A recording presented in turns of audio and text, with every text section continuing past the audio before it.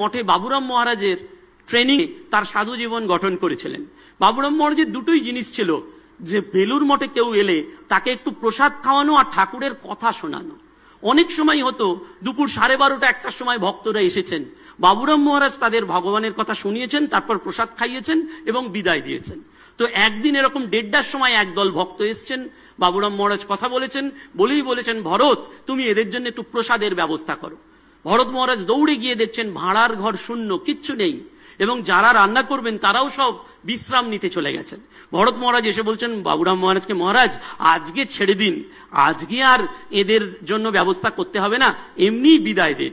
সঙ্গে সঙ্গে বাবুরাম মহারাজ বলছেন ভরত ওটি তো হবে না, প্রসাদ দিতেই হবে।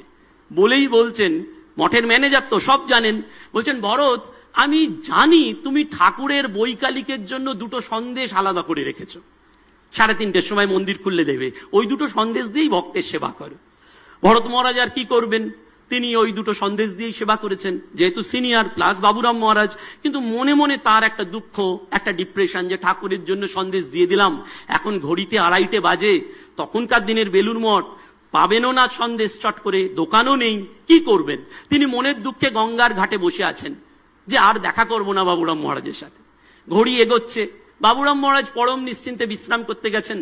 ঘড়িতে 3:10, ভরত মহারাজ যে ঘাটে বসে আছেন, একটা নৌকো এসে ভিড়লো। নৌকো থেকে একজন মানুষ নেবে, ভরত মহারাজকে বললেন আচ্ছা বাবুরাম মহারাজ কে আছেন? ভরত মহারাজ বলছেন আমি জানি না, আপনি খুঁজে নিন। তো উনি একে ওকে খুঁজে বাবুরাম মহারাজের কাছে গেছেন। বাবুরাম মহারাজ পাঠিয়েছেন একটা চিঠি, বলছেন ভরতকে এটা পড়তে বলো, আর নিজে স্বামীজির ওই বারান্দার সামনে এসে দাঁড়িয়ে দেখছেন যে রিয়াকশনটা কি হয়। তো ভরত মহারাজের কাছে একজন ব্রহ্মচারী এসে বলছেন বাবুরাম মহারাজ চিঠিটা দিলেন, পড়ুন। বলে চিঠি পড়ে কি করব, ঘড়িতে 3:20 বাজে, মন্দির খুলতে হবে, চিঠি নিয়ে কি হবে? কিন্তু বলেছেন, চিঠিটা যখন খুলেছেন পড়ছেন, ভরত মহারাজের 2 চোখ দিয়ে জল পড়ছে।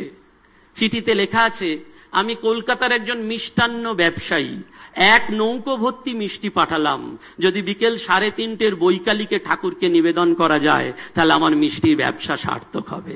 ভরত মহারাজ দৌড়ে গেছেন বাবুরাম মহারাজের কাছে। বাবুরাম মহারাজ বলছেন ভরত তুমি 2টো সন্দেশের জন্য চিন্তা করছিলে, ঠাকুর 1 নৌকো ভর্তি সন্দেশ তোমায় পাঠিয়ে দিয়েছেন।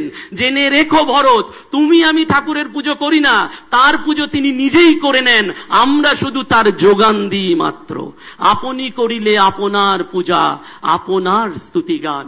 সেজন্য ওই ভগবানকে কি দেখা যায় কিনা, ঠাকুর বলছেন মাইরি বলছি, সত্যি বলছি, দেখা যায়। আন্তরিক ব্যাকুল হলে তিনি দেখা দেন। মাস্টারমশাইয়ের 4র্থ প্রশ্ন ছিল, কিরকম মন হলে ভগবান দর্শন হয়? সঙ্গে সঙ্গে ঠাকুর বললেন, আমার বলতে কিছু না রেখে সব তাকে অর্পণ করতে পারলেই এই দর্শন হয়।